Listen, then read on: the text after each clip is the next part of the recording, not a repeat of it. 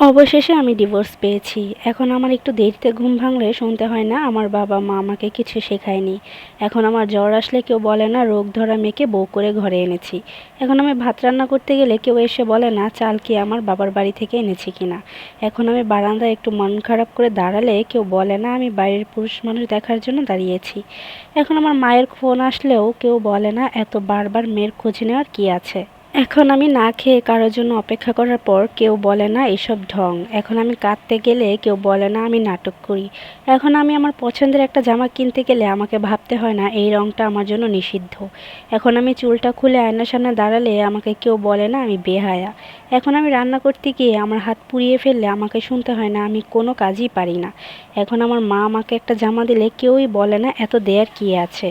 এখন আমাকে আমার আশেপাশের মানুষ কেমন আছে জিজ্ঞেস করলে আমাকে মিথ্যা বলতে হয় না যে আমি ভালো আছি। এখন আমি প্রতিবাদ করতে গেলে আমাকে আমার স্বামীর হাতের মার খেতে হয় না। এখন আমি আমার অধিকার চাইলে গালি শুনতে হয় না। এখন আমি ক্লান্ত থাকলেও আমার উপর কারো শরীরে খিদা মেটানোর অধিকার নাই। এখন আমি চাকরি করতে গেলে আমাকে কেউ বলে না তার পরিবারের কোনো মেয়ে বাইরে গিয়ে নিজের ট্যালেন্ট দেখায় না।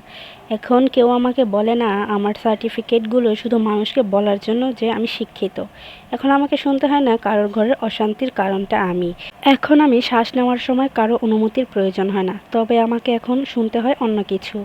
আমি ভালো না তাই সংসার করতে পারিনি, দোষটা আমারই। আরও কিছুদিন নাকি আমার সহ্য করার দরকার ছিল, আমার নাকি চুপ করে সহ্য করা উচিত ছিল। আমি এখন দুশ্চরিত্রা একটা মেয়ে। অনেক সিঙ্গেল ছেলে আমাকে দেখে বলে ডিভোর্সি, একটু পটালেই পাওয়া যাবে। আমার আত্মীয় স্বজন আমার বাবা মাকে বলে তোমাদের আল্লাদে মেয়ে খারাপ হয়েছে। বন্ধু বান্ধব বলে মা তোর সাথে মিশতে মানা করছে, তুই ডিভোর্সি। এখন আমার প্রশ্ন হচ্ছে কোথায় ছিলেন আপনারা যখন আমি রাত জেগে কাঁদতাম? কোথায় ছিল আমাকে নিয়ে এত সমালোচনা যখন আমার চোখের নিচে এত কালি পড়েছিল যে আমার চোখগুলো দেখাই যেত না? কোথায় ছিলেন আপনারা যখন আমার স্বামী আমাকে নোংরা ভাষায় গালাগালি করত? কোথায় ছিল আপনাদের সম্মান যখন আমাকে আমার বাবা মাকে প্রতি মুহূর্তে অপমান করা হতো? কোথায় ছিল আমার বন্ধু বান্ধবদের চিন্তা যখন আমার বিয়ের পিঁড়িতে আমার শ্বশুর শাশুড়ি আমার বাবা মাকে অপমান করছিল আর তারা ওই মুহূর্তে সেলফি তোলায় ব্যস্ত ছিল?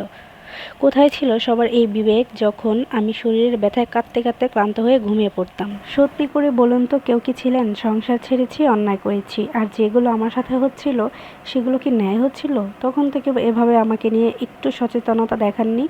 এখন কেন আপনাদের গল্পের আসরের মূল বিষয়টা আমি? এই দুনিয়ার কোনো মেয়েই চায় না তার সংসার ভাঙুক। সবাই সুখের আশাতেই আরেকটা মানুষের হাত ধরে, আমিও তো তাই চাইতাম। ভুল কয়েকটা মানুষের মাঝপথে পড়ে গিয়েছিলাম। আপনার মেয়ে অথবা বোনের সাথে যদি এমনটা হতো তাহলে ভেবে দেখেছেন আপনি কি করতেন?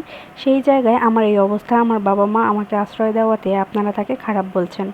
কোনটা ভালো হতো বলুন তো? আমি আত্মহত্যা করলে তখন হয়তো সবার টনক নড়ত, বলতেন আহারে মেয়েটা ভালো ছিল, অনেক সহ্য করছে, ঈশ্বর ওর আত্মাকে শান্তি দিক। ফেসবুকে আমাকে নিয়ে তোলপাড় পড়তো, নিড জাস্টিস ফর অমুক তমুক। কিন্তু যারা জন্ম দিয়েছে তারা কি করতো? আমি অন্তত বেঁচে আছি, এতেই তারা খুশি। আপনারা কিছু হলেই কেন মেয়েটার দোষ বের করেন?